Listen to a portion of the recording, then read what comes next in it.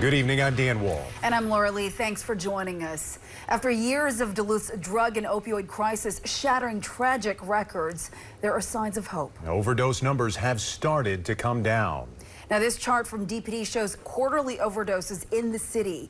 You can see a drop in the last year and a half. Many credit St. Louis County's treatment court and other compassionate approaches to addiction and mental health disorders.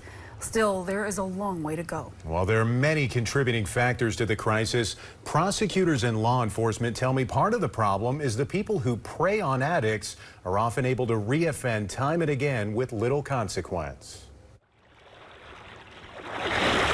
To an outside observer, this is the start of another perfect Duluth day. But a closer look reveals the scars of addiction on the street. It shouldn't happen that way for any family. And Helen Makala's face. What you never think you're going to have to do, which is to arrange your son's funeral. On August 31st, 2022, 39-year-old Chris Save was found dead in a family member's home.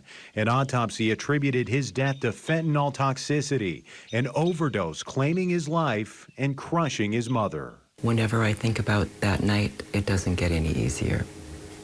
It's just something that you have to live with. But what makes Save's case unique is justice. Authorities determined 44-year-old Derek Weatherly of Superior sold Save a substance that contained heroin, fentanyl, and animal tranquilizer. The Lake Superior Violent Offender Task Force arrested Weatherly, who had previous drug convictions. The defense attorney wanted him to get probation. Which might surprise you until you realize at least two other men recently charged with murder and manslaughter in separate Duluth drug cases did receive probation rather than jail time. Weatherly, though, was sentenced to 7 years in prison for Save's murder. I think that was the most just thing she could have done, is to take him out of the public and keep him away from people who he could also sell to.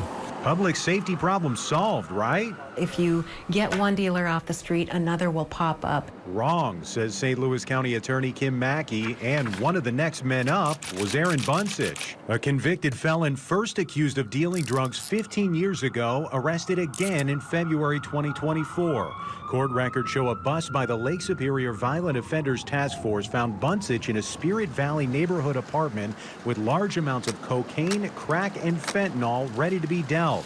He was ultimately convicted of 2 counts of first-degree drug possession. State sentencing guidelines called for at least 4 to 8 years behind bars. The judge gave him 5 years probation. That is problematic, but it's something that we've grown to work within. The county attorney and her staff frustrated by the volume of repeat drug offenders given what's called downward departure sentencings. It's when a judge breaks with state sentencing guidelines to provide a lighter punishment, often in the name of treatment or perceived remorse. The sentencing guidelines were created to provide uniformity, fairness, and to make sure that decision-making across the state was proportional to the types of crimes that were being committed. But state studies show Northeast Minnesota judges gave lighter alternative punishments like probation over prison at the highest rate in the state in 2020 and second highest in 2023. Mackey thinks dealers are treated this way because their crimes are considered nonviolent. Even though the sale of those drugs can result in significant harm to our populations and our communities. So the bail settings are lesser. Bail settings. That brings us back to Aaron Bunsich. While on probation for his most recent drug dealing, he messed up. Authorities say Bunsich was caught making and dealing large amounts of crack from his Lincoln Park apartment. Rearrested, County Attorney Mackey asked the judge to set bail at $100,000, but the judge set bail at just $5,000. I'm befuddled by the decision. Why that low? I can't really answer that question, Dan. We thought because he had been arrested and released a number of times and had gone right back to reoffending, we thought that a high bail was critical. So Bunsich paid a bail bond company that needed 10% to get out, which is just $500. But he didn't even have to pay that much. Bail bond companies now offer payment plans with inmates just having to put 3 to 5% down. That means one of Duluth's high-level drug dealers could have gotten out for as little as $250. Several times we're kind of left scratching our heads. Chief Mike Sanoa says repeat offenders getting right back out isn't just a public safety issue. It impacts officer morale at a time that staffing is low. Our staff work really hard to put together some fairly complex and comprehensive cases. And with that comes an expectation that this person will be held accountable. Sanoa hopes a law enforcement lobby at the state capitol might change things. Minnesota's among 28 states that have adopted laws with fentanyl-specific criminal provisions. And while the state's lawmakers have also adopted mandatory sentences for certain crimes, judges still have the ability to depart. Accountability. The mayor's also frustrated. Arrested, don't get charged, are back out on the street the same day. So he plans to lobby the state's highest office for help. I typically get a courtesy call from the governor when he is making appointments for openings on our district bench. Number one thing I share, we absolutely have to have judges who appreciate these public safety issues that our public safety team is encountering.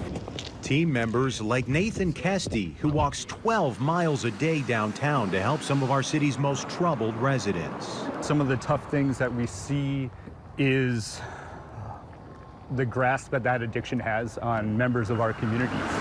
As outreach specialist for downtown Duluth's Clean and Safe team, he's hopeful but concerned. I think our downtown isn't different than a lot of downtowns. There's no easy fix. As the sun sets on another seemingly perfect Duluth day, the darkness makes clear as day that our city on the hill Pain. still needs help. Addiction was a big part of his adult life.